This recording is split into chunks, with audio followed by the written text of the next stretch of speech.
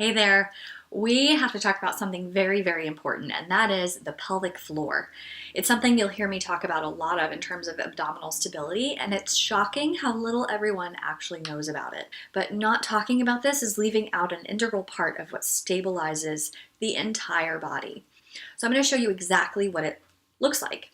This is your pelvis. It's a female pelvis, and how it differs from a male pelvis is that it's wider. Obviously, because we have to have babies and it has to go through the pelvis, heads have to fit through here. Both males and females have a pelvic floor because we all have internal organs that need to be supported from the bottom and kept inside of our hips, hopefully. The pelvic floor looks like this. It looks like a bowl. If you look inside, you can see it looks like a bowl, a hammock, that holds up all the internal organs. You can look at it from the bottom side. So this is the front of your pelvis. This is your pubic symphysis here and your spine. Right? If you look from the bottom side, there's the female anatomy, right? But if I take the anatomy off, you can see it's a bowl. And it goes from the front of the pubic bone here, connects all the way back to the sacrum, back to the tailbone. So it really is like a hammock underneath your hips. It supports the structure of your hips, keeps everything in alignment, and keeps the core and the pelvic floor and all the internal organs up and away from spilling out of the bottom of the pelvis. A lot of people have a tight pelvic floor, which means they have a hard time actually releasing it. So if you think about any muscle, if the muscle is constantly tight and not able to release, the muscle is actually being overworked and could potentially become injured. Tight muscles, we think about tight muscles and strong muscles being good, but we actually don't want our muscles to be too tight and too strong. We need them to be able to contract and relax on the other side so there's length. Same thing with the pelvic floor. So if you have a really tight pelvic floor and you can't feel anything, you can't feel the release, first of all, if that's you and you can't feel your pelvic floor, I would highly recommend going to see a pelvic floor PT who can help you feel it.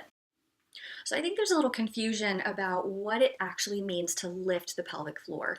So with the visual of the pelvic floor like this, you can see what it means to actually lift it. So this muscle here, it's an entire muscle together. There are a couple muscles here, but if you engage this muscle you're lifting up, you're actually lifting the hammock of your pelvic floor up and in towards your belly button, right? So when you squeeze in like you're trying not to go to the bathroom, so try it right now. Try to squeeze in and lift up. You can feel those muscles engaging. You might even feel it towards the front where you pee and the back where you go poop, right? So the anal sphincter and the front here, you can pull everything in.